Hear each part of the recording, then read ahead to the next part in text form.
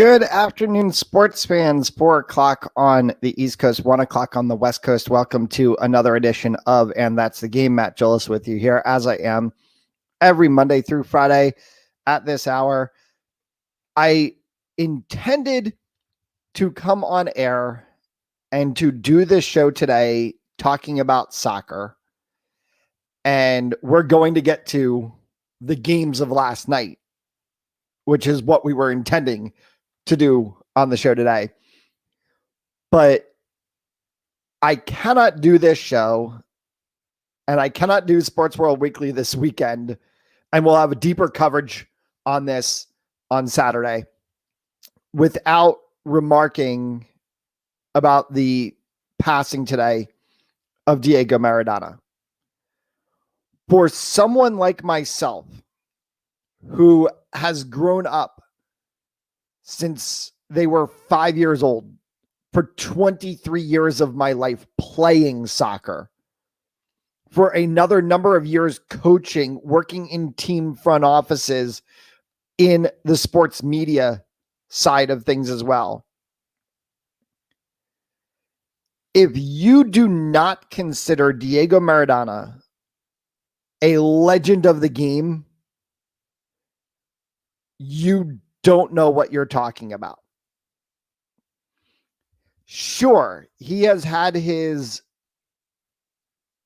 issues, his fallings, his miscomings with over the past few years, especially with his certain addictions that have occurred.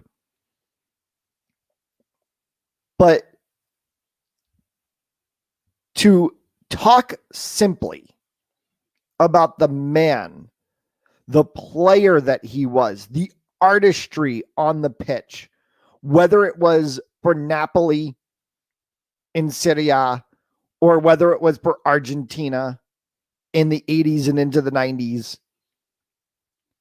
whether it was winning the World Cup for Argentina, you have to talk about Diego Maradona and the way in which he revolutionized the game and his position when he played. And I'm sure there are plenty of people in England who are still frustrated about the hand of God handball goal, whether it really was a handball, whether it was not. Should the goal have been allowed? Should the goal have not been allowed? If the goal had been disallowed, does Argentina lose? Does England happen to go on to win the World Cup that year? That argument in soccer will never be put to bed. It never will. It doesn't matter how many times you look at the video, how many different ways you look at the video, what you think, that argument's never going to get put to bed. But Maradona changed the game in ways that we can never, ever imagine. Diego Maradona was to the 80s and 90s what Lionel Messi is to today. And while Messi has never won a World Cup for Argentina like Maradona did, Messi's success internationally with Barcelona well exceeds that of what Maradona did with Napoli. That being said, this is a soccer version of Michael Jordan, Maradona ironically playing the same time as when Jordan did in the NBA, and Leo Messi playing now, ironically, as like LeBron James playing in the NBA. They are both greats, but Maradona, without question, one of the greatest in the history of the game, passed away today from cardiac arrest at age 60. To what we were going to talk about in doing the show tonight is the shock of last night's MLS playoffs. Number one and number two, not just in the Eastern Conference, number one and number two overall in Major League Soccer, both lost last night. The Philadelphia Union falling 2-0 to the New England Revolution. Number two, Toronto FC falling 1-0 to Nashville SC in extra time. while the excitement of the 8 seed and the 7 seed beating the 1 and the 2 is great for purposes of Major League Soccer, the postseason, television, etc. It puts all sorts of questions into who potentially is going to win the cup. Does it make Seattle now the favorite out of the West to possibly walk their way to another championship? It begs the question of why are we even having playoffs right now?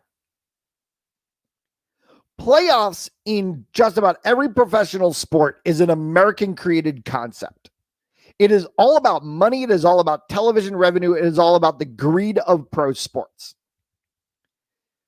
Could you imagine Liverpool having the season that they had last year,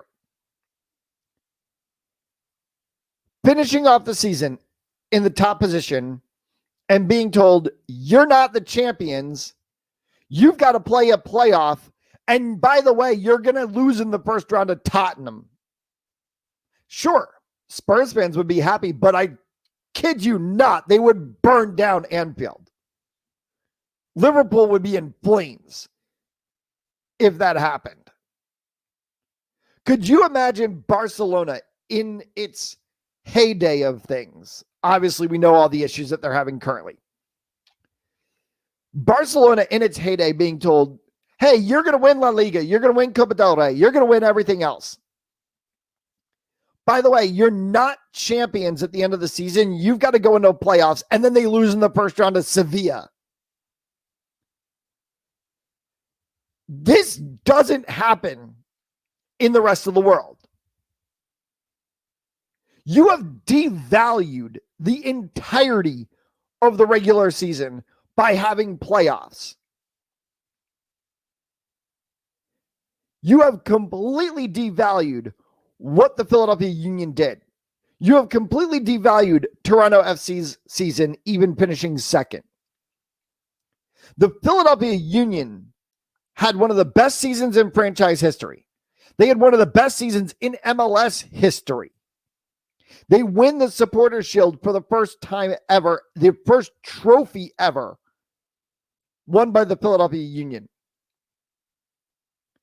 And then they lose in the first round of the playoffs to a team that they beat 4 times during the regular season, who they just beat 2 weeks ago, 2-0 on the same pitch, in a game in which they had to win that game to win the Supporters' Shield.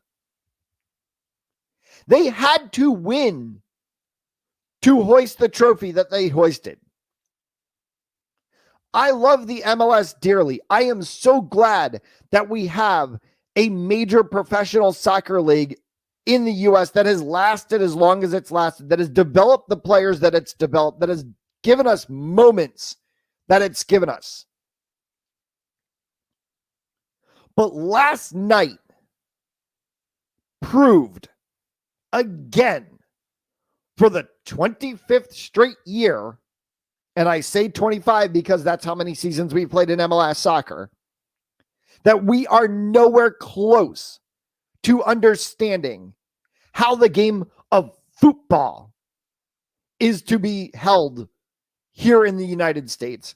And we are nowhere close to understanding that when you finish this season, when you finish top of the table, when you have the best record of all of the other teams, you are the champion of the league. End of story. And that's the game for this day of Wednesday, November 25th, 2020. I want to take a moment to just say we will be off tomorrow. Of course, you kind of understand why. We will be back at our regular time Friday, 4 p.m. Stay safe, especially on this of all the most interesting days out of the year, as there are millions of people traveling all across the country in all different ways. Do what's right. Take care of yourselves. Take care of your family.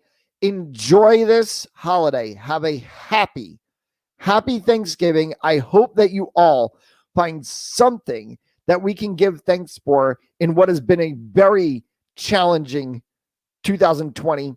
And we will see you all right back here Friday at 4 p.m. for another edition of And That's the Game. Till then, take care. Good night.